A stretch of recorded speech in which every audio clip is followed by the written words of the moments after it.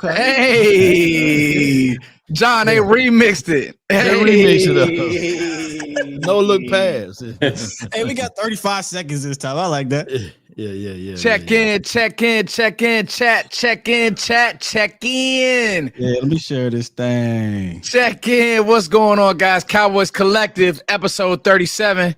We are coming in hot. We're going to set the table as always with John Macho. There's a lot coming out of OTA. So we had the offensive breakdown scheduled, but when you got John Machota, a.k.a. Steph Curry, you let him cook. You know what I mean? What we say? You let that boy cook. You let that boy cook. Let him cook. Yeah. you let him cook. He already did it on the front end on the first time, real smooth. Right. But this time, but just go ahead and say it. Here's Johnny. Come on with it. Yeah. Here's Johnny. Here's Johnny. John, what's going on? What's going on? Oh, you know what? Real quick, guys, before I go, I want to shout out a listener in the DMV. I got to do this, y'all. I met him today at football practice. He's in the chat. Eugene, he actually coaches another youth football team in the area. I met him today. He's a big time listener to the Cowboys Collective. Anytime we get to do that, yeah, man, shout out to you, Eugene. Like, solid dude, and he's helping the community out. And everybody on the Cowboys Collective thanks you for helping the community out. So shout out to you, bro. Shout out to you. Yeah, man. Johnny, what's going on at OTAs? Because I'm not gonna lie to you, it looked like it's like Scott said, they fed families today. So what's going on out there from Shoddy? Actually, you know what? This is what we got to do. Let's break it down from I want to go interview first, and then what happened at practice. Talking about practice. 30-minute segment, John. 30-minute segment. Practice. 30-minute segment, John. I'm gonna be honest with you. I don't think. Damn. I get it. Like, there's not a lot of access, so people make like a lot of like little things, but it's like, yes, it is not like that when you're there, though. I'm telling you, it's not like there's. Oh my God, bro. There you go. I mean, I'm trying to think how to be nice about this. Yeah, be nice. Be nice. John, we don't have There's no some people that get football. to see stuff, they get to tweet stuff, they get to say stuff that I get it, man. Like, you might be a little bit newer to the business. You might not be around it that much. Okay. But there's things that happen where I'm just like, man, you guys are losing over this. I wonder what you guys would have been like back when old 88 was here and just mossing people. Like, you guys are acting this way about like a little sweep to the right where nobody can tackle with no pads on. Like, guys, let's pump the brakes here. This is how you get John Biadasz Johnson in the Hall of Fame, man. Like, We talked about this last week. We did just talk about this Monday, John. So that's fair. That's fair. John Biadasz Johnson, baby.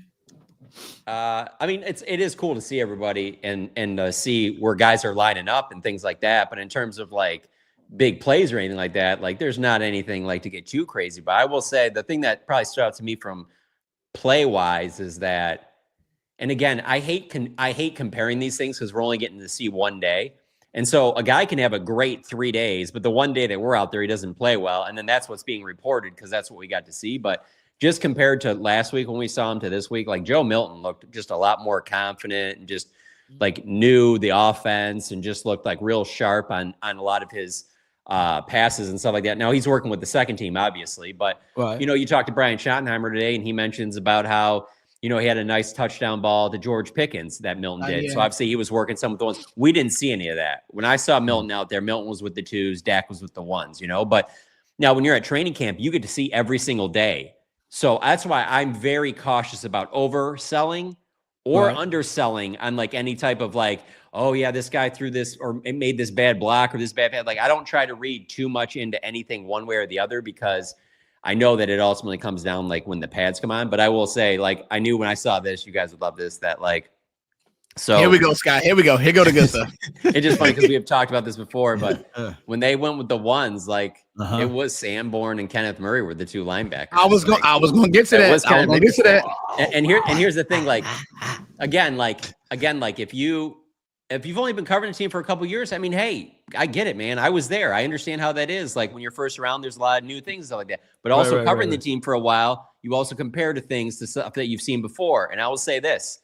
All these coaches can say whatever they want about we mix and match, whatever like that. I'm going to tell you this right now. Whenever they go to team drills and that first group's out there, my time covering a team, this is my 15th season. I've never seen them run out some just raggedy lineup that you're like, come on, guys.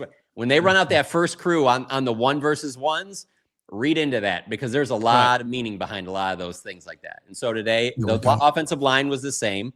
Don't get me wrong, same deal. Who was on the offensive line? Just for people who may not know. Yeah, Guyton. I'll go left to right. So it was Guyton, Tyler Smith, BB, but I will say Schottenheimer also said today, though, that BB, they've also worked in a couple other positions. That was interesting he said that. I don't see him playing anything else, though, but I think he means their center. Booker at right guard, and then Terrence Steele at right tackle. Okay. Jake Ferguson, your 1 tight end, and then Javonte Williams was your number 1 running back. But with Javonte Williams, I do think it's a little bit kind of with the Sanborn thing where, like, he knows probably a little bit more as being a veteran than you just being like, no, we're going to put Jaden Blue out with the 1s. That's not really like something that you're probably going to do. Mm-hmm. With that being said, oh my God, I can't believe I forgot his name. We talked all off season about this and I forgot his name for 2 seconds, but no. Miles Sanders. No. If you have Genty, he's running out there with the 1s day 1. Oh, you're not being like, no, Ashton, why don't you calm down? You work with the 2s. We got Javonte Williams in here. You get Genty in the first round, he's going to run with the 1s. You know what I'm saying? Or if they would have taken, let's say Golden or Buka, I don't see them being like, no, we'll work you in with the 2s. Like, I think that anybody there would probably have been with the 1s, you know? So, and then obviously Pickens, CeeDee Lamb, you know, and those guys look the part, but what do you expect from CeeDee and Pickens? Like, you expect them to look good, you know, and no big plays or anything like that from them. But there were also, I thought it was interesting that during some of the team drills, like there was when PR came over and said we couldn't even take pictures of stuff. So that's what really gets tough too. Cause like, you know, Sky, you talked about how like, yeah, look at how they're lining up on like some of the run plays and stuff like that. One, they put us in an end zone, so it's so hard to do that. Like I think it'd be funny. I went to Cosm last night. I don't know if you guys have heard about this place. Man, it's like, that place. Yeah. It's great for basketball. But like I'm gonna tell you this right now. If you're sitting there in an end zone on field level, not a great spot to watch a football game. It's really not. Like if you stood on the field in the end zone, I'm talking about, and the team is on the other side. Like they're on the other 20, you're in an end zone. Let's say you got a media pass and you can only stand that one. It's not a great spot to watch football. Right. You need to be elevated a little bit. To be honest with you, it's one of the reasons why they don't sell all of the lowest bowl seats at the Rose Bowl. I've been to the Rose Bowl before and they have like some of the lower bowl seats. You don't even sit there because it's so low that you can't even see over like the players and stuff like that. And so they put us in an end zone where it's so hard to see any of that. So that's why it's nice about a training camp. One, we can be wherever we want, but then 2, you can take video. So if you miss something, you can be like, hey, I can go back to the video and look at this. Like they ran like, I don't know. I wouldn't even say a handful. I'd say probably 3 or 4 run plays during all of it. You know what I'm saying? Yeah. And it was hard to really even tell the blocking schemes and things on that. And I know they're doing that all on purpose. They don't want us, you know, breaking all of that stuff down and doing all that. That's why if you can get anything off of the team video, they're the only ones that do video. We're not allowed to take video during anything at the Star. We have to be out at Oxnard. So that's the only thing that sucks about that, because I did want to get you some type of stuff on that Sky, but it is so hard to tell. And I don't want to sit there and say, oh, look like they were doing this kind of new combo block.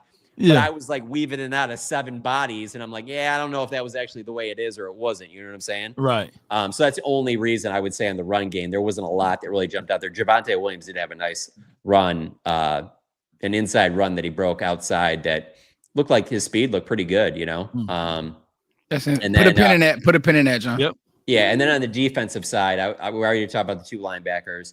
When the first group came out there, the starting left end was Dante Fowler. Right end was Marshawn Nealon, and then Osa and Mozzie were in the middle. And then your inside corner that you guys are going to hate was Deron Bland. And then not them, me. Okay. Me. And then on the outside, it was Elam. I heard that. And Andrew Booth. And I'm telling you, Elam to me is Tyler Guyton and who's another one that kind of gets in that mix. I'll just use those 2 right now.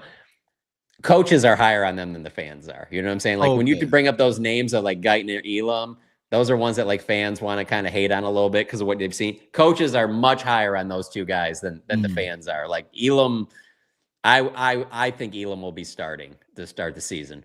I really do. Look at I'm Scott. saying 100. I'm saying 120 yards, man. If Andre Booth week 1 is out there versus AJ or Smitty, I don't give a dog. No, Andrew Booth will not start. No, he's saying Elam, but Yeah, doesn't that make sense if Diggs is out and Bland is in the slot? I mean, it has to be unless you're rolling. Yeah, well, unless they go get somebody. I was just about to say I wanted to put it. I was gonna say to my not dismay. It's not that I don't like Bland in the slot. I know what we have on the roster, but I tweeted it out. I said, I'll finish all your thoughts because there's a lot to unpack, John. Because I also wanted to talk about the shoddy presser because there was some good nuggets from there as well. Yeah, I'm trying to think of like in actual practice if there's anything else that's like Donovan Wilson's coming back from like a little off-season like cleanup surgery type thing, so he's been working off to the side. So Wanye has been the other starting safety with obviously Malik Hooker. I'm trying to think if there's any other notable where guys are lining up. Those are kind of the ones that stood out to me the most. I feel like I'm forgetting somebody, but we'll get into it with anything we talk about. But yeah, no, go to the press conference. What stood out to you guys most about the press conference?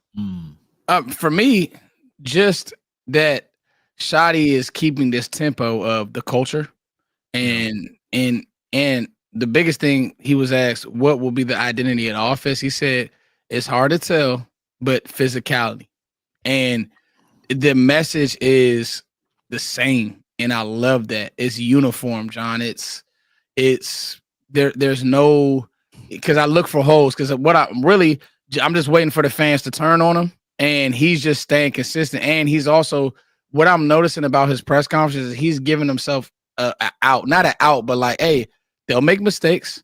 We're still learning. Dak's still developing. I love the Dak is development thing, by the way. I love that. Like, people are so Lulu that there's just, Dak's development. No, he's getting better. No. Let me get into that one real quick. I wouldn't say people. I'd say that there's people in the content business. Yeah. That I can tell you this right now.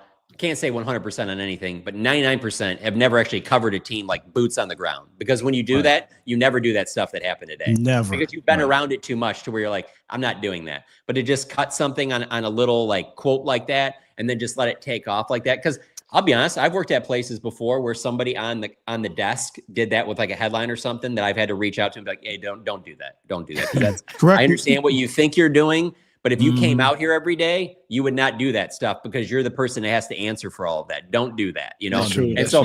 There is nothing that Schottenheimer said there that I haven't heard Mike McCarthy say about Dak, that I haven't heard Mike McCarthy say about his previous quarterbacks. And obviously he worked with Favre and Aaron Rodgers, because to Shotty's point, and I agree with that, when you think that you've arrived and you've got it all figured out, and you don't have to do anything else, who I think of when I think of that, and I don't know these quarterbacks, I'm judging from afar, okay? This is just my opinion from afar on both these individuals.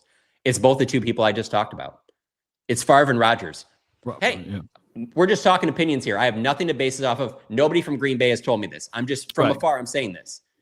From afar, it looks like at different points towards the end of their career, you were like, yep, they felt like they had it all. They know everything. You can't even tell that guy anything. Yeah. He knows it all. You can. What did he tell Shermer? Happened to their career when that happened?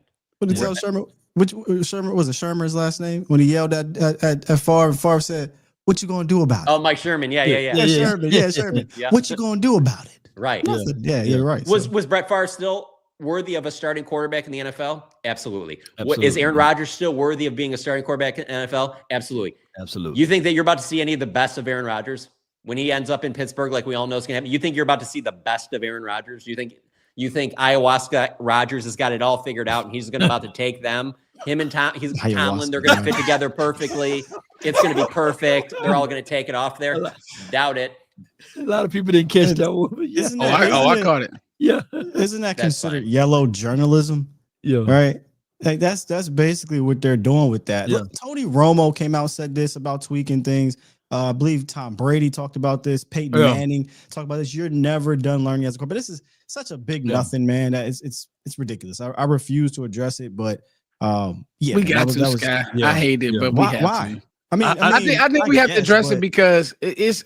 I mean, personally, bro, there are people out here who will run with it because they run with the lazy narratives when it comes to Dak. That's why I'm with you, Sky. I don't want to, but it's our. See, this is how I look at it. Right? Go ahead. Okay, to Scott's point, no, we shouldn't. But I just like that his message is uniform in everything. Mm-hmm. Like, because his whole thing is these guys need to get coached up. We should be addressing how the Yahoo, who's up in New York somewhere, ESPN did it too. Yahoo, Underdog, ESPN, whole bunch of people, everybody. We should be addressing the message. Yeah. Comprehension, man. They don't. But go ahead, Foots. Go ahead, Foots. No, I mean, so what did you guys think about this Guyton stuff? I want to go around the panel. That was my biggest takeaway from the presser. I'm about to say where we so are we giving our thoughts on the presser? You want to talk about Guyton? Well, John was still going on the presser, so let me. Yeah, no, you can go to either one of those. It ties in together. Yeah. One of the things I took away from the presser was him continuing to talk about how they wanted to run this offense, because I think a lot of people are still confused, or are not confused, but are curious. And I took what he said at face value immediately in his opening presser when he said cut splits, shifts in motions, misdirection, all of that. I didn't need to hear it anymore, but he hammered it home again today. And I'm getting a little bit excited because I also heard that we saw a little bit of that. We saw some of that intermediate game, some crossers, some things like some misdirection. And if I remember correctly, under McCarthy, I know Foots, me and you went back and forth for years about this. He was put off when you talked about motion and you talked about shifts. And the word I was told was he would get a bit of an attitude. You know, right. Not necessarily in front of the cameras, but off the cameras when you wanted to ask him about these things. Not Shoddy. Shoddy gets fired up when he's talking about these things, because that is the way of the league today. So, ladies and gentlemen, I'm telling you, it's coming. Yeah. Doesn't it make you think a little bit too that you're seeing a little bit of what he probably was like in the meeting rooms? Yeah. Where he, there's only so much you can do on making suggestions and all that. And with that being said, let me say this: like, I don't think there's any doubt. Like everything you just said, we're going to see it in Oxnard. We're going to see it in the preseason. We're going to see it during the regular season. The offense is going to look, I feel like, more modernized. You're going to see a lot more of those things. But the thing I keep going back to, though, is that doesn't guarantee wins. No. That's what you will be judged on. Like, you can have the baddest offense, like I think about all the time with the NBA, like Mike D'Antoni. But will it win games? So, and obviously a lot of it has to do with how the offense fits with the defense. And so there's a lot to be said there. I can't tell you how I think that. I don't know how the games are going to go. But I'm very, very confident that you're going to see an offense that is much more much more updated. I was tapped in with an identity, because we've been the no identity team for a long time, and we've been winning only by sure talent. But now we can win by scheme or system or with identity. Now that means a lot. And even if we lose, it's the nature of how you lose, right? If we can still be competitive and compete, that's everything. And I think that's what Shotty's bringing to the table too. Just football. Well, he said we've only moved about 30%. I love to hear that. No. Don't do it. He's talking about Seattle. He didn't say they're only changed 30% of the Cowboys offense. They asked him about what I didn't hear the. What Mike Zimmer said. Yeah, I got a feeling my man Joe must have watched my video. So Mike Zimmer last year at the end of the season, and John, you probably at that presser, came out and said, I wish I would have done things my way at the beginning, because he tried to blend, the previous regime with what he did, and there was issues at the beginning of the year. So I think it was Joe Hoyt who asked him, hey, well, Mike Zimmer said, how are you trying to blend some of McCarthy's, with this? And he's like, hey, I had experience with that when I went to Seattle. And that's funny because he kind of confirms my thought process with him in Seattle. He wasn't running his complete offense. He said, I got there and I only changed 30% of it because it was already a staff in place. It was already the players in place. And he was used to walking in, or he has experience walking into a place where he can't overhaul the entire offense. So that's where the 30% came from. Not that he's only changing 30% of this offense. Oh, I heard that. I don't know. I may have heard that wrong. But how did they get into the part of the cadence? And I think Clarence Hill might have asked that question. Yeah. So it was about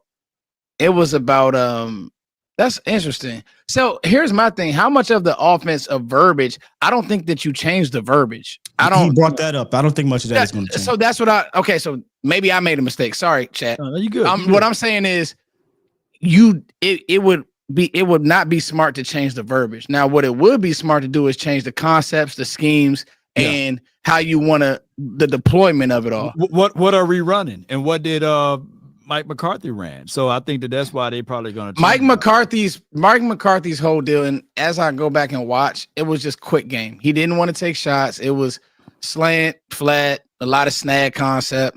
But it also, to be honest, like as I'm rewatching, he had Cooks attacking it. It was just a jumble. It was one-sided. We were one-dimensional, so we didn't really have any run calls, no run verbiages, none of those things that we can check out of and get into. No looks that we can have. Like, for example, Sky always bring this up: the modern flow of offenses, like the 49ers. They can give you 4 plays and it's the same look, but it's 4 different plays. The same something thing coming with off Green Bay. of it. Yeah, something coming off of it. So I think that with the old cadence or with the old way of calling plays, I think it wouldn't have worked. So I think that's why Shotty came in and said, I'm not going to give you all of the things, but yeah, some of the things have changed and the cadence will change. The only thing I want to say, though, about with the McCarthy thing, though, is that he was also the head coach. And there's a lot of stuff that goes on during the week and game planning and strategizing that goes beyond just what you did on offense.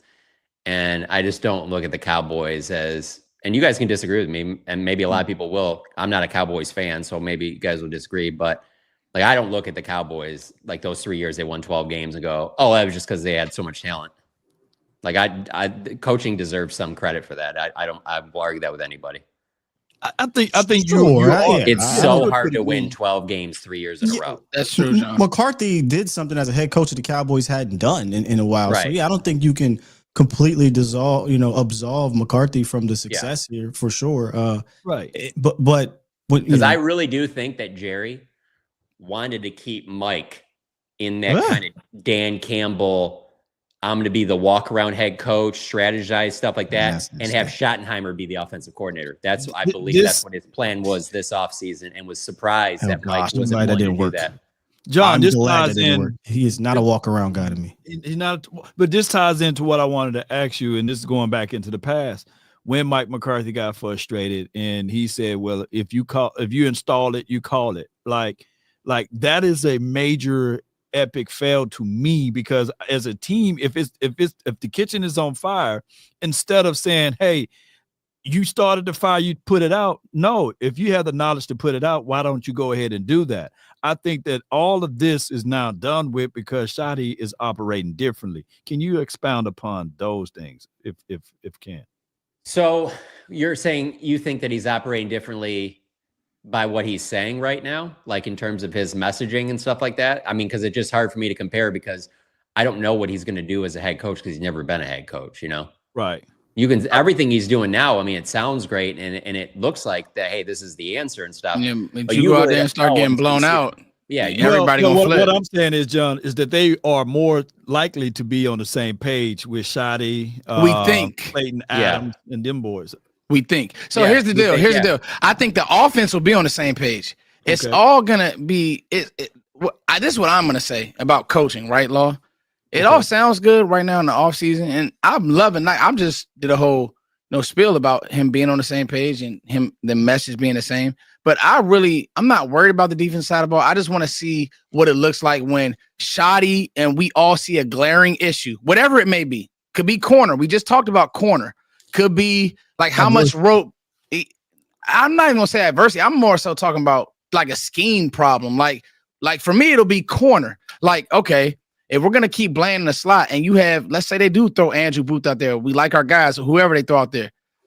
Hey, Shotty, you're responsible for the whole team now. Because I don't think this offense will be bad. I think if you have issues, it'll be another year, another new defense. And that's why I've said, I don't even know about, I won't say I'm happy with Kenneth Murray, because that's just I don't know. Because Kenneth Murray is really boom, really bust, and that's on film. I'm okay with Sanborn, but those are the things that I want to see. And how do you handle that as a head coach? Because it all falls under your umbrella. I don't think that year one you could say, hey, Eberflus, you got the defense, and I'm gonna just look away. Like, it all falls under you as the head coach. So that's me. That's a good point. Yeah, I mean, I think as a head coach, you definitely have to have a balance of offense, defense, special teams, and it sounds like that's what he's doing, right? He's trying to incorporate. If you go listen to what Dak Prescott said a few weeks ago, where he asked him, well, what's the difference? And Dak, kind of paraphrasing here, said, well, in years past, it was, you had the offense, you had the defense, you had special teams, and it was kind of everybody do their own thing, and it sounds like Shotty's trying to get everybody aligned. And example I used today actually was, if you go look at I believe it's San Francisco, Shanahan actually has a defensive system. Like, it sounds weird, but a Shanahan defensive system that he wants his guys to run it because it complements and marries with his offense, right? It doesn't seem like that was the case in Dallas, and I know it wasn't the case on the offense side of the ball, because we saw publicly Kellen Moore McCarthy, fought it out, right? And then, as John jokingly said, can imagine what Shotty was saying in the meeting rooms, and Jerry let that cat out the bag. He said, I've seen him bite his tongue, and I believe it, because they don't have the same scheme. And then in regards to defensively, I feel like McCarthy said, Dan, do your thing. I don't think he quite cared about if the defense aligned with the offense. I don't see that being the case here with Flus and Schottenheimer and Whitecott, who came out and said earlier a few months ago, what we envisioned, we're not compromising anything. It all aligns with Flus, and it aligns with Schottenheimer. I think that's a big deal. That's dope stuff. I mean, yeah, because I'm glad you brought it up, Sky. It felt like at times you had two head coaches when it was Mike McCarthy and Dan Quinn. And to be honest with you, that's why the defense went awry in those games. Like, and you know what I mean, Law? Like, the defense was so absent of the offense. And then just goes back to the whole philosophy. So Sky brought up a good point. And, as a coach, I understand, like, hey, man, today we're going to not sit on the ball, but we want to run the ball. That's we never had that. We've never said, hey, our philosophy is we want to punch on the team. We want to play good defense. It's always like, well, we do have these weapons, and we have Dak, and we know Dak can get us out of jam. And it's like, no, like, I'm okay if they come out and say, you know what, not make things easy for Dak, but Dak could, because there's offenses that do that for their quarterbacks. Right. And we have no issue with it. Like, you don't have an issue with how I don't have it. Nobody has an issue with how Andy Reid calls offense for Pat Mahomes. Now, mind you, Pat Mahomes is great all world, but they're calling things that fit what Pat Mahomes does.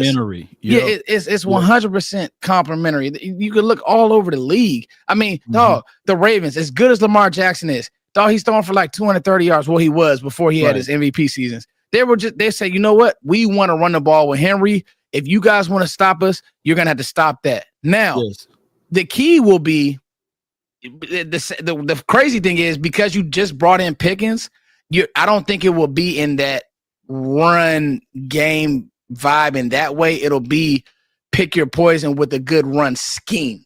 So, But when we start talking about marrying, the coaching staff with each other, I think that with Shotty, he did handpick Clayton Adams. I think that he did reach out and get Connor Riley as the offensive line guy. I think that Mike McCarthy was squeezed to have Kellen Moore, which was a different philosophy, and then he had to prove different points and two different things like oil and water. And then we know how everything went with Dan Quinn. It was like put upon him. So, and a lot of people were saying, and I think Stephen Jones even came out and said, hey, if Dan Quinn didn't take that job or stayed that extra year, then we would have considered him as the head coach here. So that also roughens feathers. So I look at it. Jerry came out and said it a couple years ago while he was on the staff. He said, it's like I got two head coaches.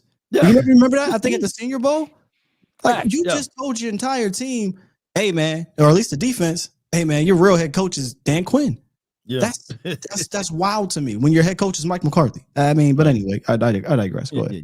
But neither here nor there, man. I just look at it like I hope like this team can be on the same page heading into 2025 season. Okay, so moving right along. That's great stuff, y'all, by the way. So now, Sky, let me ask you, what do you think about the words that were said about Tyler Booker and Tyler Guyton? Be specific. What do you mean? Or what words? I'm sorry. Okay, so it was basically Schottenheimer came out and said, Tyler Booker is very detailed, even with how he wants the GAs holding the pad, or it was something along the lines of that. Like, he's just a very intense player. Making the person holding the pads feel it or something like that. Yeah, and then he actually switched the subject on his own and brought up Guyton. He said, I would be remiss to not bring up Guyton. and how well Guyton's looked, and he's dealt with speed rush, and like, how do we feel? I mean, it's open to the whole panel because John said it. The fans have, and not nobody on this panel, so I don't want anybody to take this personal, but the fans have now made Guyton a punching bag. It's kind of lame to me, honestly. I agree. And that might be why Schottenheimer said that, to be honest with you. You know what, John? Maybe it is. But I just like. Let me just get on my soapbox. Somebody it's just brought like, up bro, in the media room after that when we were tweeting about it. Someone said, "Who is Schottenheimer said hasn't looked good." So very true. It's very true. I mean, but why go out? So like, for this is how I feel with Cowboys fans. There's no in between. It's either you're a Hall of Famer or you're a bust, or like. Then it's like, bro. I tweeted this earlier. I was like, yo, y'all do remember that like Bradley and I was beating Terrence Steele at the Senior Bowl. I actually remember and probably have that film. Terrence Steele actually got better. Now I get it. It's because Guyton was a first round pick, and there were people in the community who had questions about him. That's fine. But it's like he can't get better. He's 23 years old. He played 9 games at Oklahoma as a right tackle. You bring him in the league because you see the athleticism as a left tackle. It's like people just like, he's a bust. He's washed. He's done. I don't know. Who do you guys have more confidence in? It doesn't even have to be with the Cowboys. It could just be NFL in general. Who's got a better chance of having a successful career from today going forward? Tyler Guyton or Mazi Smith? It's Guyton. Easily Guyton. It's not even close. Like Guyton wasn't that bad. I just wanted last to year. take People are crazy. Make sure we're on the same page. Here's the just want to make expectation. sure we're on the same page here. The expectation for Tyler Guyton is crazy because he was doing something that Tyron Smith couldn't do. Tyron Smith, his rookie year, he was playing right tackle. Doug Free was playing left tackle. So what I'm trying to tell people is like, give it time. Now, granted, we want the microwavable society. We want Tyler Guyton to be Tyron Smith now, but it's not going to happen. And I think that this year he will look a little bit normal.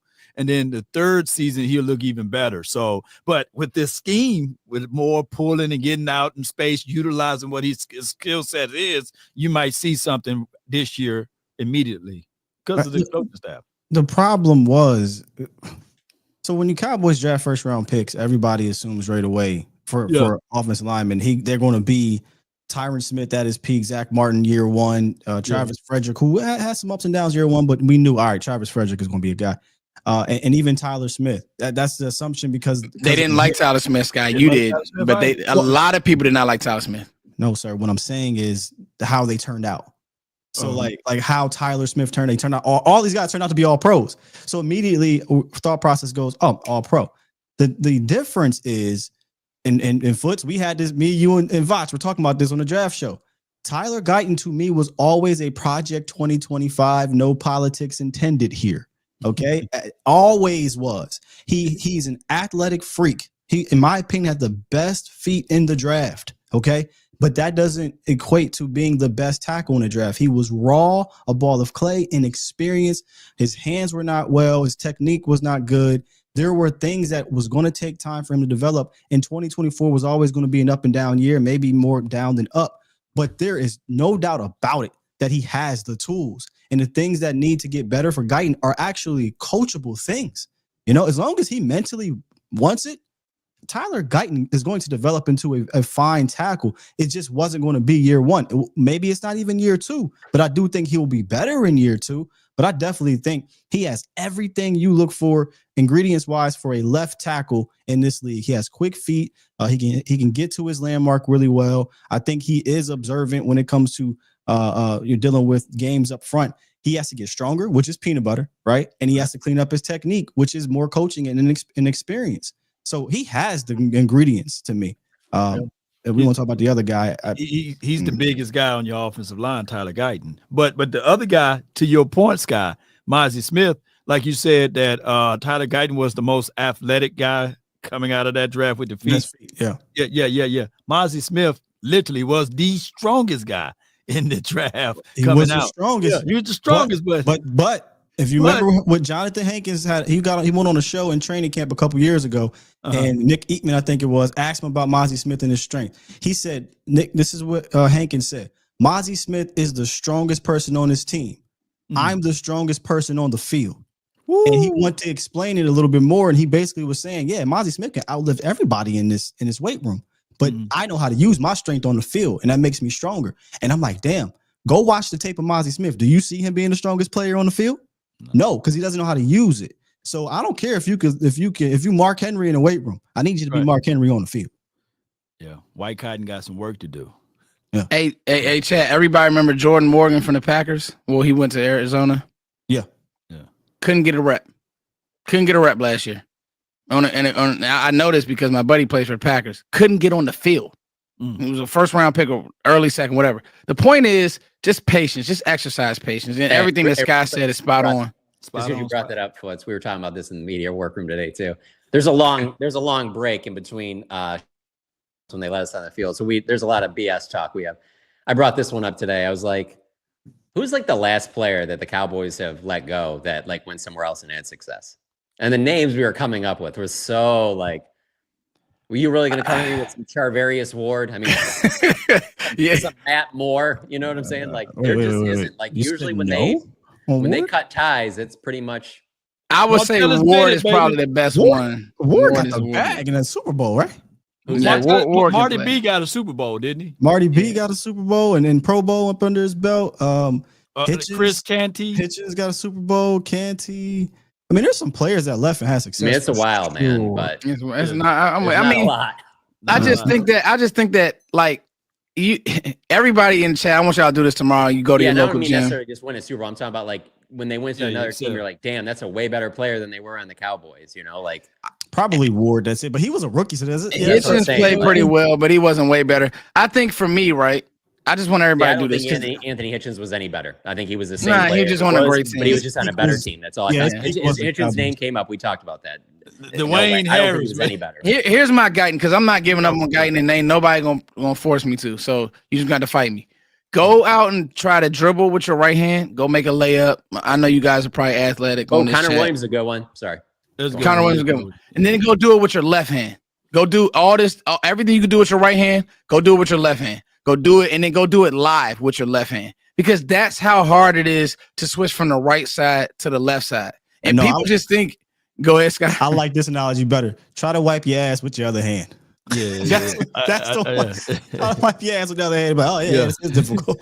Go try to block Myles Garrett after 9 games of playing on the other side. This is on a way lower level, but I'm telling you, I did this the other day. Try brushing your teeth with the other hand. Yeah, bro. Yeah. Yes, it's different, bro. And then we do this thing, right, where it's like, stow Guyton away, but we just forget about Mike Solari was the head coach. So none of this culture, anything, everybody took a step back with Solari as the coach. There's times on film where you like, Tyler Smith, is he okay with? Oh, there's no plan, there's no rhyme or reason. But it's like, because there are fans out there that didn't like Guyton. Not say they didn't like him. They just knew, okay, maybe he was a project. But my thing is this, dog, all these guys going to have to be developed. You're going to have to develop Tyler Booker. I know we're just like, man, he plug and play. Woo-woo. Bro, you're going to have to develop Tyler Booker. There's going to be times where he gets beat. There's going to be times where he needs coaching. The thing that I like that is a little bit better with this staff is they're just throwing him in there. Like, he's the one. And I do like that part about it, that he's the starter, he's the one, and I think that's cool. So enough on Guyton. I wrote down a few more things, guys. Joe Milton. John, you said he looked sharper, and Shotty said that he was taken to some things with coaching, or he threw a touchdown. And let me ask you this, John, and Law. What is the hype going to be like in training camp with Joe Milton? So high. It is, huh? Oh, it's going to be so crazy. It's going to be Rico Gathers like. Oh, my God. I was thinking about Rico the other day. Especially when he turned it back with flips after he throw a touchdown. It's going to be nice, man. I mean, how much have we already talked about how we feel about the one team corners? What do you think the number 2 team corners are going to be looking like?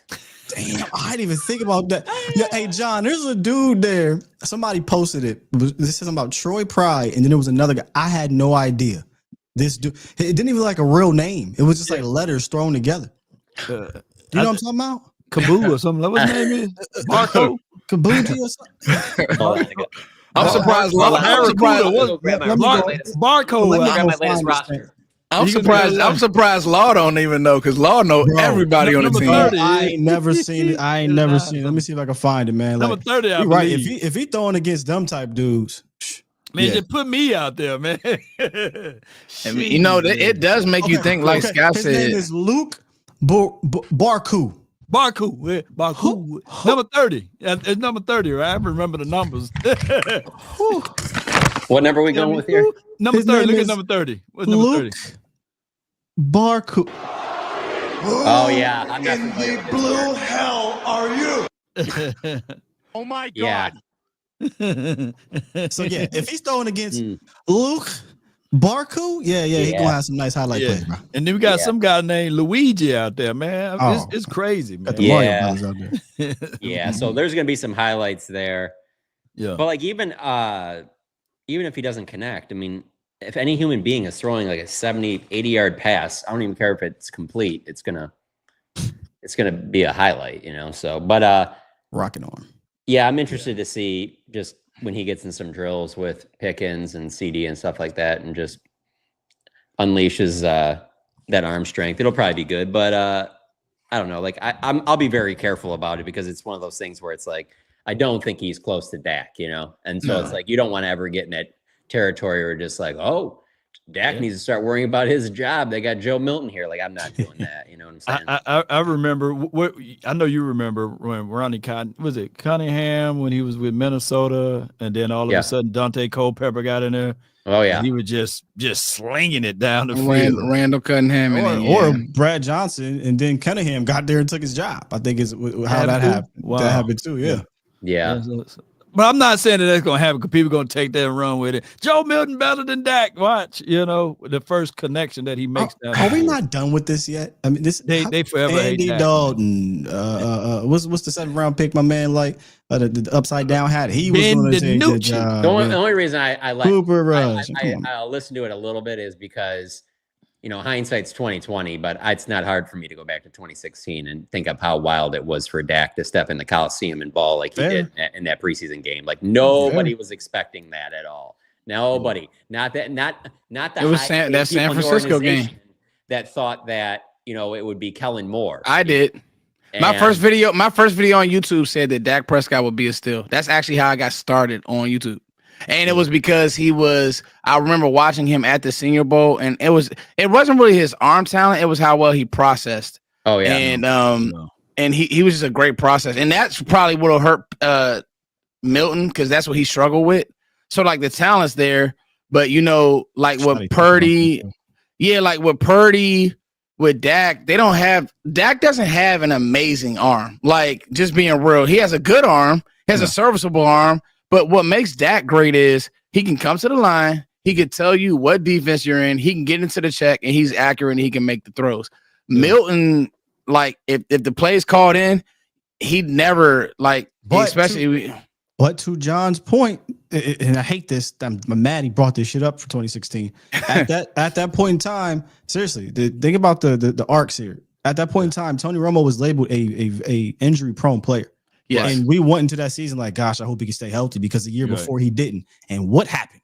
He got hurt. Yeah. And when Dak went there, Dak was not accurate. Dak was not a great processor in that sense. He wasn't terrible, but he was a quarterback that obviously needed to lean on other things. But Joe Milton, and he used his legs. Joe Milton's not as accurate. He has a better arm, and he uses his legs. Oh, and guess what? Dak Prescott's injury prone. And now. He got hurt the year before. So I hate that I'm lining all this up.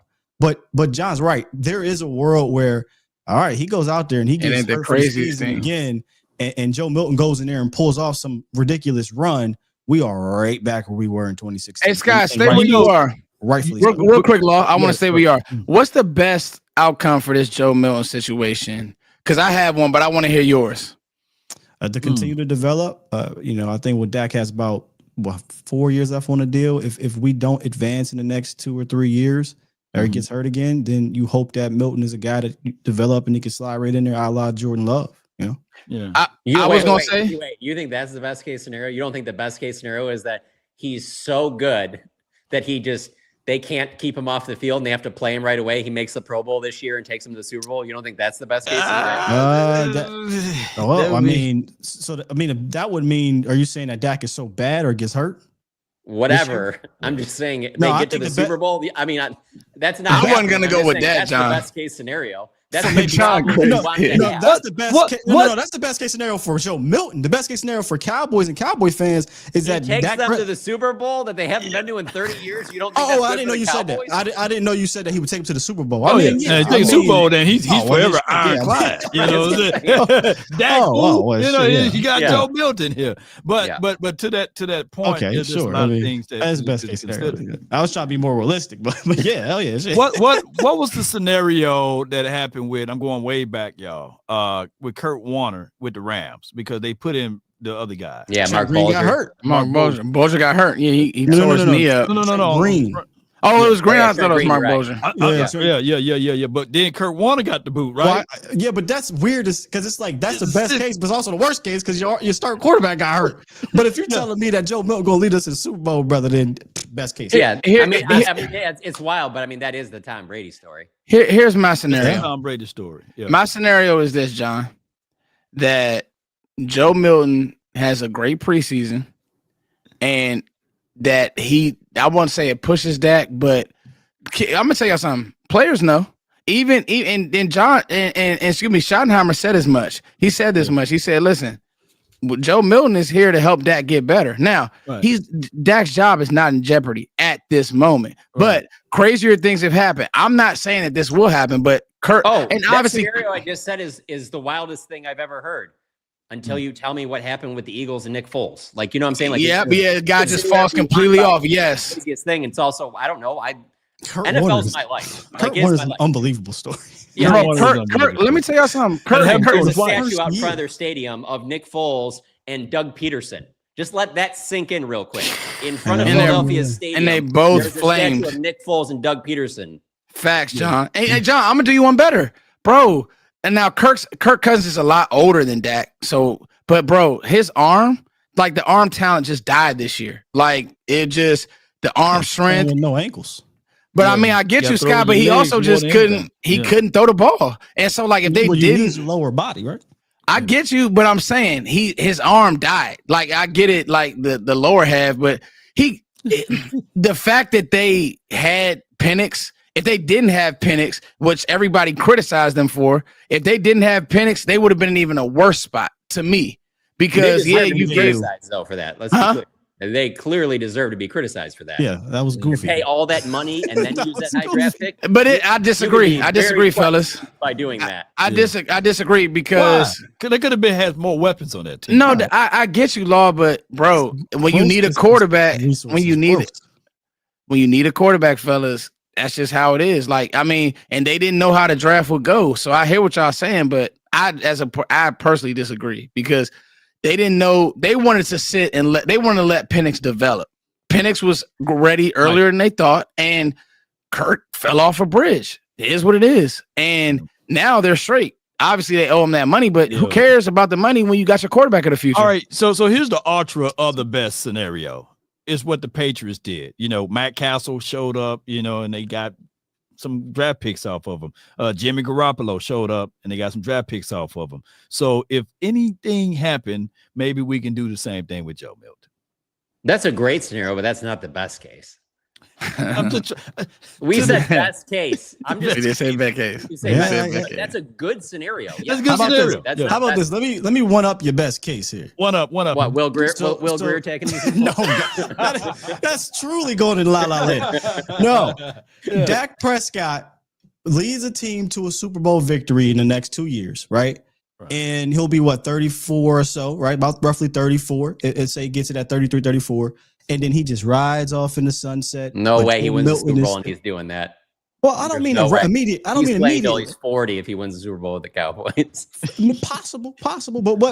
But if he wins the Super Bowl and maybe injuries creep back up, age, whatever, maybe his play tails off. It goes Rich Gannon. Rich Gannon had a freaking MVP year. Never heard Rich Gannon no more.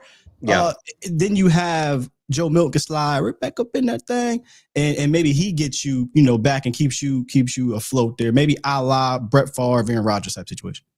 Yeah, if Dak, like, let's say this season he takes them deep into the playoffs or whatever, and I don't know, like Milton comes in for a few games and he looks real good, and someone offers you a 3rd round pick for him, that's obviously your realistic best case scenario like that, But I'm just saying that the best case scenario is that I don't care who it is, but somebody leads them to a Super Bowl. That's the best case. They need to get to the Super Bowl. I just interested, John, because I don't think there was probably one podcast ever where you said Trey Lance, and obviously we weren't doing the Cowboys Collective, but earlier you said, hey, Joe Milton looked clean. He looked sharp. Yeah.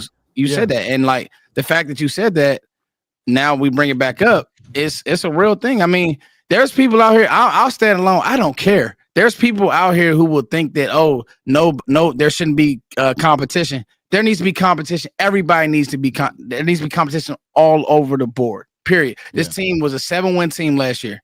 Nobody's job should feel safe. Now, realistically, it is what it is. But this team, it was a 7-win team. Nobody's job should feel safe. I want to talk about the linebackers, guys.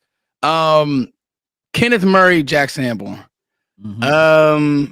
Now, John, I'll ask you. We obviously won't know.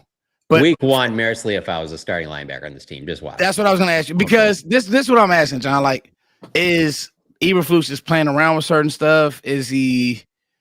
I don't know. I don't know who the other dude is, but Sanborn's going to be the starter. I'm calling it right now. And Sanborn obviously knows what Eberflus wants. I mean, it's very on the same level as Bobby Wagner going to Washington.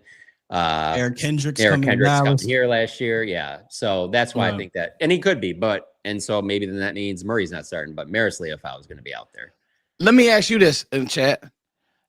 I think that the defense has more work to do than the offense. Now, that could be me. Maybe I stand alone on that. Yeah, so you agree, right? Bet. So don't you? The reason maybe I'm looking too deep into this, John, but with now we're seeing more Bland in the inside, which we'll see how that works out. I don't think that there's a world where you can run Andrew Booth out there in any world. So, and we don't know. Real quick on that, what if it is also a week-to-week thing? Like if you're going against a team that has like an Amon St. Brown, you're like, no, we're moving Bland inside. But then if the next week you play a team that doesn't have like a great slot, and you're like, no, but the outside guys are better, then maybe there's some games where they move them out there. I really like Bland a lot. I think his ceiling super high at multiple positions. And I don't think he's just the way he's wired, kind of like Dak, kind of like Tyler Smith. Like they're just really not phased by anything. I wouldn't put that on a lot of guys' plate, but I really do think he could handle that if that's a possibility. I'm glad you brought that up, because I don't think that is something that is common or easy or that definitely not. Want to do. I don't think you want to. And you wouldn't do it if you have all good corners. You're doing it because you're like, hey, this is as good as we got, so we got to do this. Is this our best situation? For right now, it is. It's not great, but we have to do this for this particular game, because if we don't, we're getting torched, I think too, John and Chad, jump in. I'm still just like, what does this say about Diggs? Number one. Okay. And like, I don't know. Like, I am starting to think about that position, because the edge, because I think that if Eberflus is showing his hand this early, maybe it is a deal where he really is like, yo, that slot position, because remember, they used Kyler Gordon in the slot a lot last year, and he was like a big player for them, for that Bears defense. Yeah, Bears time with them. Huh? Yeah, he's been a slot the entire time for them. No, but I'm saying he played a lot is what I'm saying, Sky. Yeah. He played a lot of reps. So if he's putting Bland there, they're going to use him in that way. You get what I'm saying? Oh, yeah. I'm the one that was telling you that last week. No. But I had my what's the name? Well, anyway, I digress. But my point is, if he's using Bland there early, he's probably going to keep him there. Is what I'm saying. And that's how he used. That's what I was saying to you when I was like, if Revel and Diggs come back, would you be upset if it makes more sense for the team to be in the slot, for Bland to be in the slot? Because it does to make the most sense to me. I don't see how. Go ahead. I don't, because you don't have good outside corners. Like we could say we want about Elam right now. Why do we think that Diggs is going to come back and be good? Diggs is not going. Diggs has shown, like, I don't think that I'm going on record. If you think Diggs is going to come back and be good, Sky, that's great for you. I don't. He hasn't shown, just because he's putting out clips of him working out in a swimming pool doesn't mean that he cares. This is stuff that, like, this is all PR stunts. He hasn't shown that he cares. That's just being honest. I do love when people I know will just post that random, like, at the gym right now. Okay, yeah, like, bro, you're like, really so making a difference here. You're not posting that once a month, okay? So just I'm treating this like you don't have Diggs. Just being honest, like I'm treating this like you better get the rookie ready. And if you're gonna roll with that, cool. And if you want to go, rookie hurt too. I know facts. Or Josh Butler hurt too. So you see what I'm saying, Law? You see what I'm saying, Law? Or you go get Jalen Ramsey. Mainly, that's what you do. Mainly, you go get Jalen Ramsey. Yeah. But I'm not being full. I'm not getting fooled by Diggs coming back at any point, bro. And that's why I'm like, keep Bland on the edge, because at the end of the day, you are in a division with Terry McLaurin, who's on the edge. You're in a division with AJ Brown, who's on the edge. Brother, if you think that any of these corners can run with those guys, you are out of your mind. Period. There's no defense. We will be sitting back and off man getting torched. So that's who my do you think's the other starting corner week 1? So you have Bland on the inside, Jalen Ramsey, and then who do you think starts opposite of him? Elam or Revel? That's what I'm. It don't matter. The scenario you're talking about is the literal worst case scenario. I didn't know you were talking about that scenario. My scenario is if those guys are out there and healthy, Bland makes the most sense on the inside at the slot position. He actually fits it perfectly for Eberflus's system. But I actually don't disagree. If this is what we have here, I don't know how you don't put him on the edge. I'm sorry. I'm just not having Elam and Booth roll out there. John, what did Izzy do today? Because what's going on with him? This is the time to practice that. Yeah. With who? With Izzy. What's going on with Izzy, man? Oh, Izzy. He's playing a little bit on the inside, but I mean, like, so when they break off into groups, though, I mean, he's been going with the safeties, but he's been playing a little bit. Like, if you told me that Bland was going back to the outside, I think that he would be in the mix for certain to be your nickel.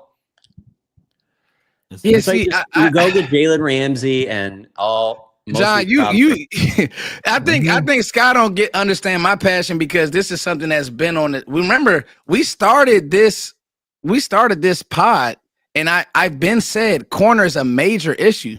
Like I had corner up there with receiver, like, and so I'm just like, fans like, yeah, man, Kyrie Elam, nah, man, like, nah, I ain't doing that. I don't disagree, bro. I don't think you're listening, brother. I just think your passion is kind of.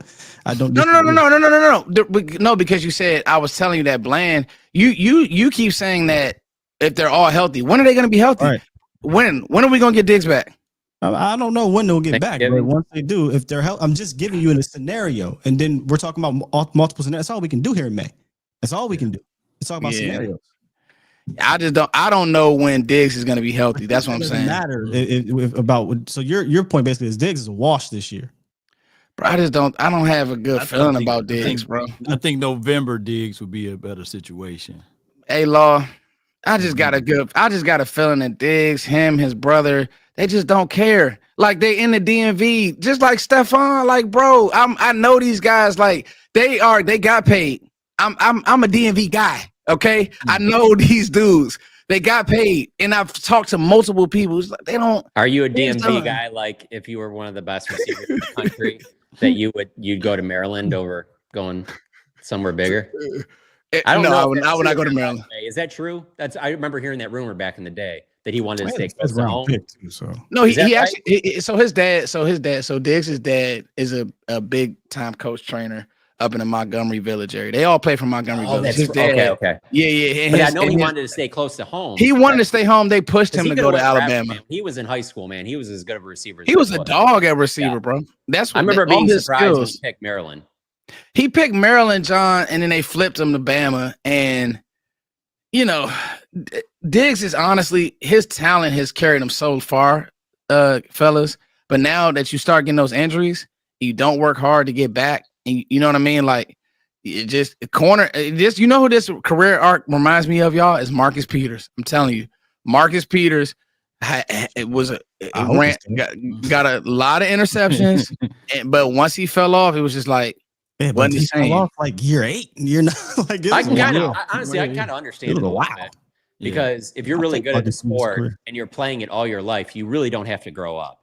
Like, you can basically be a kid all the way. I mean, we joke around about sometimes, like, even if you can stay in as a coach, like, you really don't have to grow up. But like, if you are a really good player, Like there's fun in that when you're out there playing and you're balling. Like what's fun about doing these little stretches and stuff to get your knee back and running these hills and then working out in the weight room? Like that's not fun. You know, like that's not enjoyable. Like being out on the field is what you love. That's why you do it. So I'm actually surprised that more guys don't have issues with the rehab and coming back and stuff, that the way they attack, because it does sound terrible, especially if you've already been paid. Like I can see where you get to a point where like, why am I even doing this anymore? I got $10 million in the bank. I'm done, man. You still gotta attack it, right? You have to attack it the right way, man. If you truly have passion for the game and love for the game and want to be better, and it's discouraging that he didn't do that. And hopefully he learned. You know. Yeah, I just, you know what bothers me is like a guy like Gilly, who is a pro. You know, I think Gilly did have a knee or a major knee injury. Check me if I'm wrong, Chad, but I just wish Diggs took it more serious. Like I could tell CeeDee Lamb takes the game. CeeDee's still himself, but CeeDee takes the game serious. And I don't know Diggs in that way to say that, but like, bro, you talk to enough people, you get a vibe. You also catch their actions. Like, bro, coming off telling a reporter these nuts, control yourself, bro. Like that's stupid. Like that's dumb. You know what I mean? But anyway, guys, bet US, all your betting needs. Which division will be the best? I don't know. What y'all think? Which division will be the best for y'all? I think North. NFC? AFC North? NFC North. NFC North. Let me see. Oh, go AFC North? No. Yeah. No, damn. I like the AFC West for some reason. The West got three playoff teams. So did the North, right? 1, 2, 3. Yep, they had 3 playoffs. No, they did not. Bengals didn't go to playoffs last year. The musical chairs NFC East always surprises us, you know. I kind of like the NFC West too, fellas. Oh, best division. I'm gonna go West. I'm gonna go West. AFC West. Yeah. I think they'll get 3 playoff teams again. NFC. Yeah. AFC West. Okay. Okay. Guys, we're right at an hour. I did have one more thing that I wanted to ask you guys. Oh, now this is John already killed our buzz, so I guess I shouldn't even ask this. But Miles Sanders, apparently, John, had a nice play. He did. Wow. He had a burst. Had a catch. So John, wait, we're not allowed to be happy. They don't tackle on the ground, so there's that. But yeah, continues. They did. They did have helmets on, John. They did. Take running backs the situation serious right now, man. But I'm waiting till camp. But it is nice to hear that there's some juice and whatnot. It's just, dude, nobody can touch him. Like that's training camp, preseason. That's what we're gonna find out about these back. Yeah, for sure. And that's why I always understand why there's fights and stuff those first couple of days when they start hitting, because there's nothing you do in the off season that's like that. It's basically like you just show up. It'll be like July 28th, I'll say. Yeah, 28th, 30th, something like that. And they'll have pads on and they'll hit. And that'll be when you really get to see a little bit of what you have there, Yeah. Who checks in, who checks out.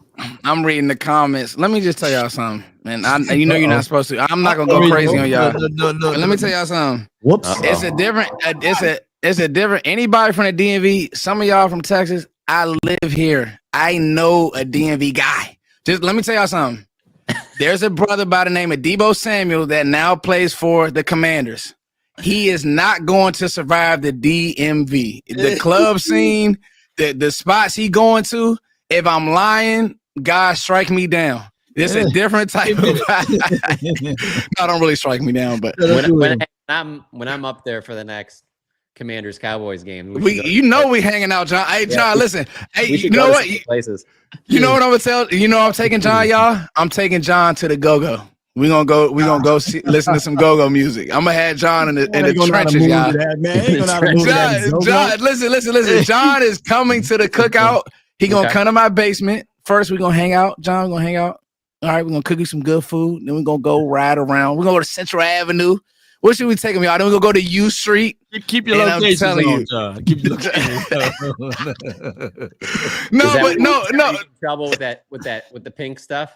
What was it? What was in that outdoor box, man? For the DMV? Yo, and outdoor box. But y'all want to know something, John? What was that? Yo, Diggs is. That's how Diggs. Like, yo, that ain't nothing. That's honestly, that's G-rated, man. Hey, I'll tell y'all some stuff. I'll tell you. I don't think he's out. Tails of the foots. Let me close it with this. You from DMV? We cool. No. It's not that, right? John made a great point, and just to bring it all in. And Sky, I think that Diggs was so good. I mean, look, bro, he's a 6'2" dog at corner. That is one of them things that was like, bro, I'm not. Why do I got to work hard to get back, or why? You know what I'm saying? So, and he's always been good. Literally, what you said, I wondered that about with Zion Williamson. Facts. Gifted, and all you do is just dominate everybody, and then you have like some injuries and some stuff like that. Like how easy it probably is to be like, man, I don't want to do all this work. Like, come on. And John, you a Duke fan, right? Oh yeah. Yeah, so like, bro, like craziest thing with him is that he's the last guy I would have thought would been like that. Like he was ultimate like team guy, all that stuff. Like I don't know, maybe it's New Orleans, maybe he needs to get a trailer now. Yeah, no, for sure. Maybe he needs to get out. Maybe that's the thing. Maybe the scenery changed. Maybe that's like it seems like from what I've seen so far, kind of tying it back with Cowboys, it does seem like today, like with George Pickens, like he's just sitting there hanging out at his locker. Well, at a locker next to like Dax when just, there's like 6-7 reporters around, just no recorders out, just like talking football and stuff like that. Like not in like a rush to get out of there or anything like that. And I was like, damn, that doesn't seem like the guy that I was told, like the way he was in Pittsburgh, it seems like that he really is. There was a thing today though, that was kind of interesting too, is like CD dropped this deep ball. And usually when those guys do that, they'll go and do push-ups on the sidelines. And so CD went to go do the push-ups and like Pickens did push-ups with him. And you can just tell like those two are, I obviously don't know because I wasn't around him this whole time in Pittsburgh. But if you told me that him and CD are going to be way tighter than anybody he was with in Pittsburgh, it wouldn't surprise me at all, Wow. Easily. That's going so that could be Allen Robinson and who else was he out there running around with? That's a good question. I'm trying to think. I don't even know. Though they're both of them doing push-ups, man. Is Chase Claypool there? I don't know. Come on, man. Yeah. No, that relationship I think is going to carry this passing game for sure. But also hearing, other guys are out there looking well. But we'll see. We'll see. Schottenheimer won't say it right now, so it's not worth asking him. But like going back to you guys saying earlier about the changes in the offense and stuff, I can't wait till like we get a little bit more in the season. I'm going to ask him about how much of those changes in the offense change after you got George Pickens. It's one thing when you took the job. Facts. But if we took the job, there's no way you knew you were getting George Pickens. How much does it then change when you add Pickens? Because it definitely has to change some things that you originally thought you were going to do when you add somebody like Pickens. There's no doubt. Yeah. We've been talking about Pickens on one side and Lamb on the other. What happens when both of them on the same side? It's just so many things you can do when you're talking about George. In Oxnard with Booth and Kalen Carson on him. Lunch meat. Come on with it. Touchdown. So my thing is this with Pickens, since we got a little time, right? Pickens' whole thing, John, I feel like is did we get my bad? We got a few supers? Yeah. Hey, how y'all feel about Jack Jones? Okay, let me get to those. And then I want to make a point on Pickens. Let's get to these. I only see 2. That's crazy. How y'all feel about Jack Jones for Dallas? Anybody? I think that they like their guys. I think they want to at least see who they got now versus going and getting somebody older. Like Jack Jones ain't that old, is he? But he's an off the field guy, right? Is he 27? He 27? I think that they probably lean more of a Gilmore or might as well, rip the Band-Aid out. I take John to George. I take John to Georgetown and I take him to Georgia Ave. We're gonna hang out, man. We're gonna hit some spots. We hit Keith and Sons. We're gonna hit the spots. I got John. Georgetown, like the school? Oh man, Georgetown, just the whole area. Isn't that where they shot some of The Exorcist? Yeah. Georgetown's nice. And then we'll go to U Street, even though I saw a few people saying that U Street is gentrified. It is, but I mean, it's still a spot that you hit. Then I take them to Southeast, y'all. I'll take them to the shrimp boat. Let's see if the chat knows about the shrimp boat. But I wanted about so about Pickens, I want to make this point real quick. Pickens, I think it's passion. I don't think that he's a bad guy. Like, I just think that it's passion, and it's, I'm a passionate person. I think that if you take that out of him, John, I think that you take the player he is. You know what I mean? I think that's part of what makes him a great player. Now, you getting those 15-yard penalties. You said it, John. You don't want that, right? Yeah. But I don't think that he's a bad guy. And I don't really think that don't even mind him in the first quarter. It's a fourth quarter one when you're like moving the ball, or you're like trying to like basically you're up by a score, you're trying to run out the clock, and all of a sudden you have something and it gets the offense off the field. That's like the stuff you just can't have that, you know. Right. Those are the only ones I worry about. Like, because even like in the Jordan Lewis one, and Jordan Lewis is one of my favorite players, so I'm not saying like I'd like the play. Obviously, you should never do that. But even in that, like the game's over. That's not really doing anything. You know what I'm saying? It's like in a big moment, don't do something like that. And the reason why I bring it up is because of going back to what Mike Tomlin said to him. And it's that like I've talked to George about like, because that you've done this stuff in the past, guys are going to target you because they're going to be like, hey, we need to get a penalty. We need to get something. Try and do something to, try and draw him off sides and get him, riled up or whatever like that. That's the thing that you worry about is another team targeting him to try and get him to do something like doing a cheap shot. So like the ref doesn't see the cheap shot, but then they get the retaliation. They saw you do it. Yeah. That's fair.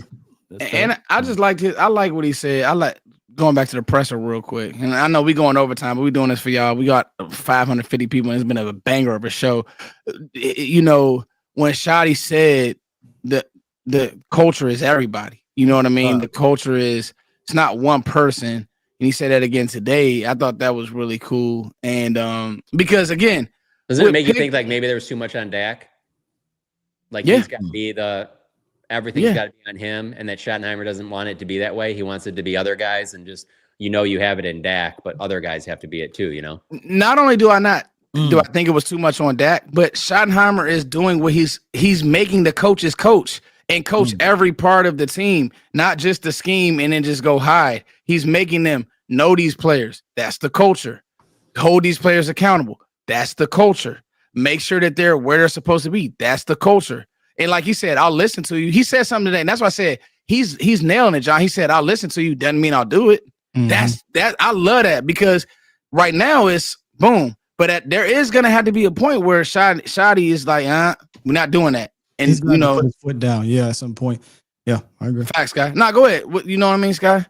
No. I just agree with that. Like he's gonna have to. I think with Adams, because I'm just sticking on the offensive side of the ball. With Adams, he's gonna be basically running this game plan for the run game.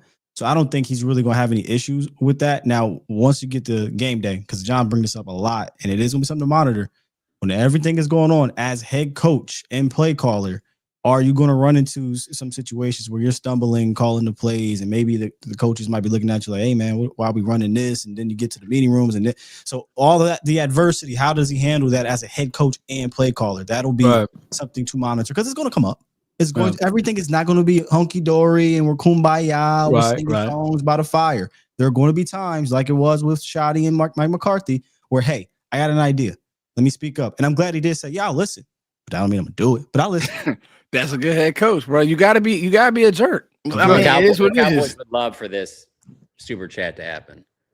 You would love for to be Draymond Green. Like, did Draymond Green cost them one title? Sure. But he's a huge part of the reason of why they won so many. Yeah. How many rings Raymond got? Draymond got three or four. Yeah. Come on, give us that. Hey, you know what? You know what's crazy, Law? You know what's crazy, Law? I think this is a great. I know what he's trying to say, George. Let me just Pickens is. I mean, you know what I'm about to say. You know what I'm about to say. Listen, Draymond is a great role player. Pickens is going to be the reason the Cowboys win games. Like, listen, I love Draymond Green. I do, John, and I feel like John's about to fight me. I know John's about to fight me. Listen, great hustle man, John. Great rebounder. He's a great passer too, man. He was the point on a lot of that. John. He handled the ball a lot on a lot of that. He did. He did run that point forward. John, there's a Detroit guy that you liked too back in the days, Rodman, right? Dennis Rodman. Absolutely. So Draymond Green is. I think the difference is though the Rodman thing with me though. I can't. You know him as a Bulls. Pickens is because with Rodman you would worry about him away from you would worry about him. Where is he at? And he's in Las Vegas, and you're like, we got to game him out. He's at WCW. Here. Yeah, I don't think you worry about that in this situation. But yeah, again, you would love to have that. You would love to deal with that because they're championship players. Think about this though, John, real quick. Draymond is a championship player. He guarded center, everything. But my thing with Pickens is, bro, like, I don't think people understand. This is not a role player. Draymond is a role player, and it's a great one. He's a Hall of Fame role player. Draymond ain't doing nothing special on that back. Let me not say that because that's gonna come wrong. Thompson? That's gonna come off wrong, Scott. I knew that. That's gonna come off. No, okay. So what? You know what I'm trying to say. You know what I'm saying? It looks different. It looks different. Like Pickens has this talent in him. Like that first round. He just is super duper talented. Draymond's a second round pick that had to fight for everything he had to get. He's undersized all around guy. It doesn't look right with Draymond Green. Toxic said it. Toxic got it for me right there. Yeah, there it is right there. Yeah. I know what he was getting at, but because of Draymond's resume and what he was able to do, it's hard to diminish his game. But I know exactly what you're saying. You get what I'm saying, Scott? Like he's Terrence Steele. That's who Draymond is. Like he overachieved. But Big Dallas said this. We're not doing this to Draymond Green. I know it is. No, I figured it out. John, Michigan State. Comp is not going to be on offense. It's going to have to be a defensive player. But see, but Big Dow, I knew exactly what you was talking about, Big Dow. Foots took it left because he like, man. Big Dow said, I don't smoke. Stop saying that. Yo, Big Dow's talking about his mentality, y'all. I respect Big Dow. I respect that Big Dow. Like I knew what he was saying to Beasley, but Foots said, wait a minute, goddammit. Pickens is that dude when it comes. I knew exactly where you were going with that, Foots. Okay. Now, Sarge, I don't want to fight you, Sarge, but listen, I think Toxic said it best. You don't feature Draymond. Like, okay, let me ask you this, John. You love Coach K. Man, Coach K ain't calling no sets for no Draymond Green. Stop it, John. He ain't. No, he's calling for him to set it up. He doesn't want him taking the shot. How many times did defense sag off of Draymond and be like, go ahead, go ahead. And it barely hits the net. Yo, they used to say Draymond. I watched a lot of NBA. They used to say he shot with a backpack on. The one thing I will say, he does bring, like, if you want to bring it back to the Pickens thing in an NFL, he does bring more than just what's on the court. There is like a kind of a swagger thing that comes with it too. Like Draymond is way bigger than just what he does on the court too, you know? Right. I'll say this about Pickens. Pickens will win this team a few games this year. Like to the point to where, teams will go all in on CD and he'll just make a play that just the offense will be in a rut. We're talking about the offense and Shoddy, John. The offense will be in a rut and he'll just make a play that just flips everybody. Yep. Drive extenders, yeah. That one for sure. But then also I keep wondering about how many more opportunities does this open up between having Pickens, but then also having Schottenheimer doing some different things on offense. Like I keep going back to Turpin. Like I just think there's going to be some huge plays for Turpin where like in games where like you forget about him because you're just like, they're so focused on and just the way he can take like one slant, boom, 60 yards gone to the house, Like I'm wondering how many more opportunities, like we saw a couple of them, but I wonder how many more of those opportunities are there in this offense. Cause that's not going to be something that we're going to talk about very much. We're gonna be talking about Pickens and CeeDee Lamb. Right. And Ferguson too. I wonder how many opportunities it opens for him too. A lot. Man, I mean, and that's where I go back to I think if you had to make this a basketball analogy, I think Sean D said it best. This is more Steph and Clay in their prime, where prime Clay. Now I will never. I would love if we can get that. Man, come on, Scott. Because remember, Clay would go guard your best offensive player as well. Remember, and he'd be a great two-way player. You're right. Remember and I'll tell you guys when that OKC series years ago. They don't win, and that's what I mean. That's what Pickens will do, John. Remember, they don't beat OKC. They were down 3-1. They don't beat OKC if Clay just doesn't go blank. Like Clay blanked that game. He would not miss. And Steph didn't have it going. And they were tripling Steph. And Steph, I remember early in his career, Steph would have issues with playing soft at times and getting to the basket and not getting his game going. He would fall in love with the three. And I think that if teams, with Pickens I do believe that he is that good that if you want to play this pick your poison game, not only can he beat you over the top, but bro, we just didn't see him used correctly over the middle of the field, John. Pickens is damn good over the middle of the field. And Dak will throw over the middle of the field. There's no doubt about that. You know, so guys, we went 20 minutes over, but this has been a passionate, great show. I can't wait to listen back to this. You guys done? Because I could go longer. I feel. No, don't threaten me with a good time. I always go longer than an hour and 20 minutes. So it has been. Let's end on this note, Law. I'll listen to this. I saw Sam Williams. I saw a picture of Sam, and John said that it's Fowler and Nealon. But Sam looked pretty good. Hold on, folks. Yeah, he's not far away from coming back. He's the stuff he was doing today off the side. You know where I'm about to go with this guy? I don't know, but I got a question. Talk to me. So if you are questioning Diggs coming back, why the excitement about Sam coming back? what's going on out here? Earlier though, that's probably the biggest thing. That happened at the start of training. John, you using common sense. Foot said, I ain't with this Diggs situation. But no, all seriousness, or jokes aside, what is the difference? The length when it happened September compared to when did he go out? November? Yeah. Can I? Yeah. Nah, to be real with you, bro. I just don't think that Diggs. I think Diggs is now taking it serious. No, I don't think I'm gonna be real because I know this. Somebody will probably publicly. I can't think of any players he said that about. That's all I'm saying, Sky. That's all I'm saying. Like, I don't know. Stop it, chat. I don't want to be looking at y'all because I normally don't. But stop what y'all doing because you guys act like I haven't been saying this. Sky's new. Yeah, I'm new to here. So Sky's new. Sky's really new to the family, and he's been with my family, but he doesn't know my digs. Like I'm just been out because okay. John just said something. When Jerry comes out and says, "Hey, we need him to take rehab more serious," Jerry doesn't call out anybody. No. When he said that, it's like, come on, y'all. But I'm wrong. And then you conveniently, when all this stuff came out about there were trade rumors and he wasn't taking it serious, now you're putting out a documentary about your rehabbing. That just is a red flag to me. We're best Sky with Diggs on the field. So that's not what I'm saying. But I'm also saying I want to see it. Fans fall in love with these players because they saw the picks in 21. Brothers, it's 2025. That was 4 years ago.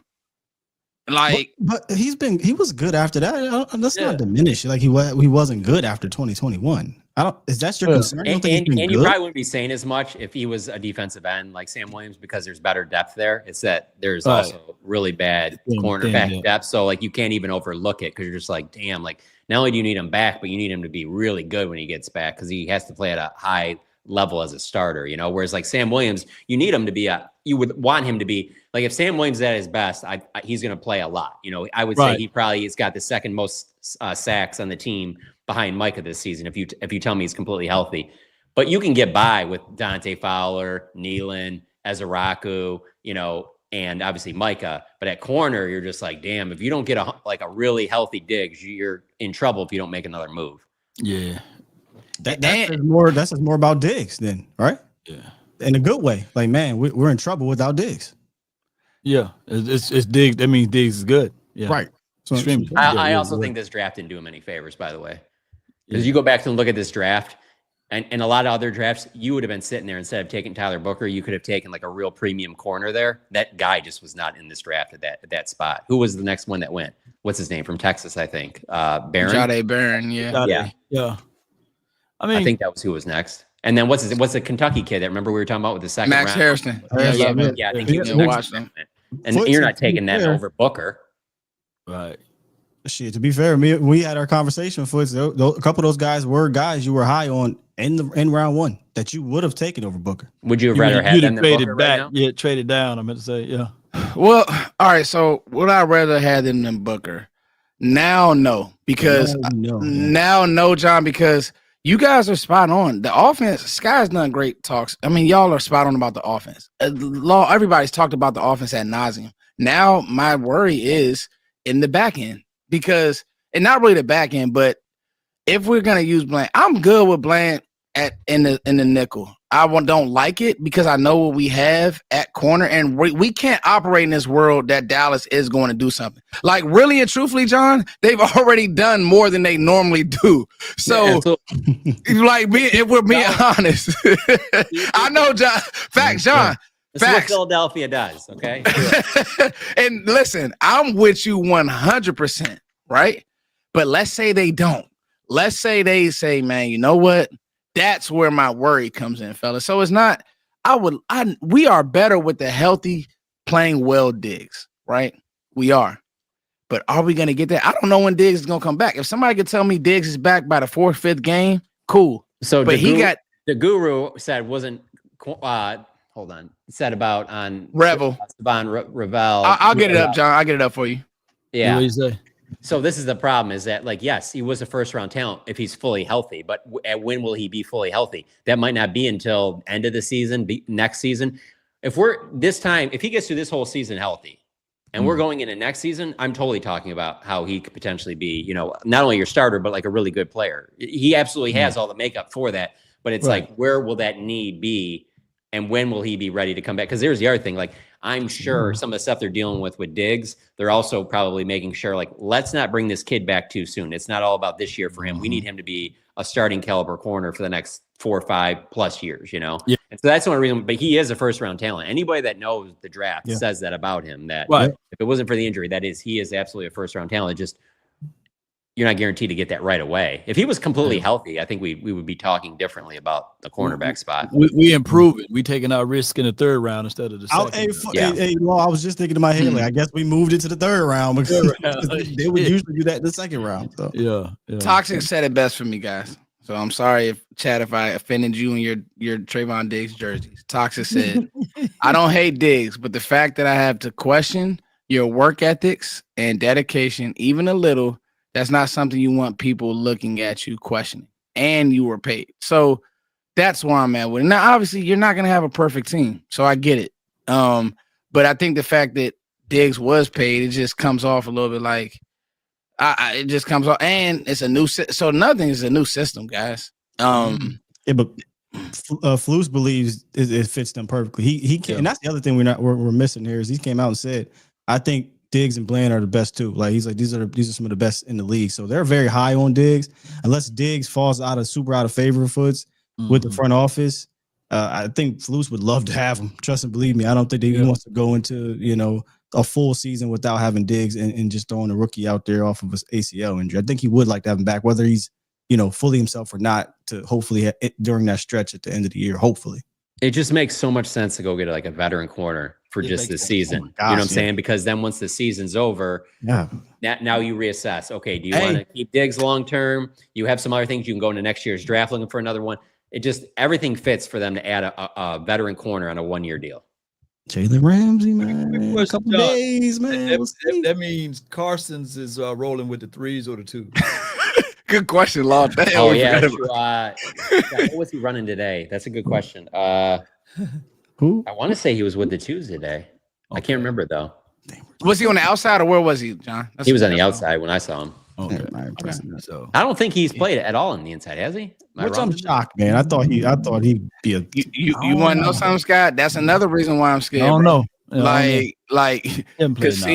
I like Kalen Carson, but like, boy, it got rough out there when I'm like, man, like, bro, that Baltimore game, he did not look like he was an NFL pro. Now, granted, the whole defense played bad, but like, bro, he didn't look like it.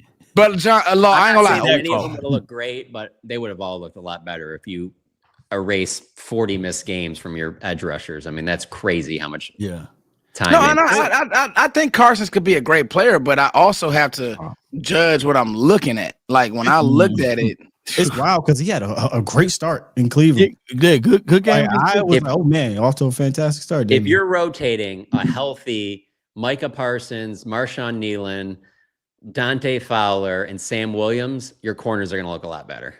If all 4 of them are healthy and you're constantly rolling them in, that's a good take. And they're getting after the quarterback, like your corners are going to look way better than That's a they great were point. last year when you had really no consistent pass rush because guys were constantly in and out. All right, we'll end on this because this is probably for me. Mr. Antoine Myers, why Diggs catching so much strays? Talking points is cool. Too often our top players catch strays. What's the issues with how Diggs work? Do people have concrete evidence? I'll just say on the record, I won't say much. But after this show, I'll talk to these guys about it. And let me just say this. I've been on record saying this. John and Law can vouch. So I'm not saying I don't not dislike Diggs. I just want Diggs to take playing for the Cowboys serious, number one, and being a leader on his defense, number two. Like, you got paid for the work that you put in. Like, now let's turn this thing around. And so, and again, go ahead. To be fair, there is evidence of the work ethic when it comes to rehab. I can't speak on his work ethic when he's healthy. I don't know. I didn't hear anything about that, about him having a bad work ethic. I've never heard any issues about when he's healthy ever. Yeah, me either. Never. Yeah. So I'm not sure where that's coming from. If that's coming from anywhere, just the rehab. There was an issue with his rehab, but when healthy, I've never heard him having a bad work ethic.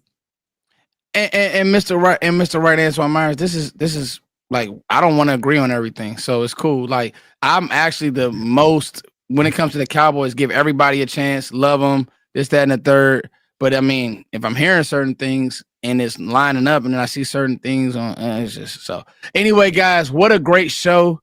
Overtime, baby. Overtime. Yeah, we went 30 over for y'all, and honestly, these be the best shows because Sky said it. We didn't need to do the offensive rundown because OTAs, and it literally gave us everything that we need to talk about. So we love you guys. So, next week, they switch it back to where Tuesday is the availability day. Okay. So how you want to do off that? Do you want to do a Tuesday show? Let's go Tuesday. We'll go Tuesday again, guys, and we'll go this same time, John. So you're home, settled. Yeah. Got your articles written. Does that work for everybody? Yeah. Sky, Law. Mm-hmm. And then when is mini camp, guys? Do y'all know? That's the following week, and there'll be 3 days that will be open. So that'll be 3 days open, boy. Come on, Cowboys. John gonna feed that'll us. Be good. Yeah. Feed us. So that'll be. Let's see, what's the date on that? Hold on. I got that here. Hold up. That will be June 10th, 11th, and 12th. So it's a Tuesday, Wednesday, Thursday. Yeah. Okay, this is, man, this is a great show. The replay is going to be amazing, guys. And if you guys are cutting this up, if you cutting this up and sending this the best, to Diggs, the best shows are going to be after training camp. I'm telling you this right now. Yes. Oh, yeah. Hey, make sure if you can't watch us on YouTube, you go and download, if you don't have an app, but any of the apps. We're all on the apps. So you go on Apple, Google, Spotify, wherever, and download, give us a 5-star rating, and listen to us that way, man. Yeah, do that. Make sure you guys do that. One more time. He got one more donation up in there. Oh man, they don't want us to go nowhere. Let's see. Let's see. Mr. Wright. No attack, but it's just oh no, I don't take it. I don't take it personal. I don't take it. Well, listen, when we talk about football, I love it. I love these type of talk because if we all agree, it's not gonna bring no back and forth, and it's gonna be a lot of back and forth with me on here. I don't agree with everybody. And I think Diggs needs to step it up. On that note, love y'all. See y'all on the next one. See y'all on Tuesday, episode 37. This was episode 37. It was a banger. Much love to you guys. Peace. Episode Jeff Heath coming.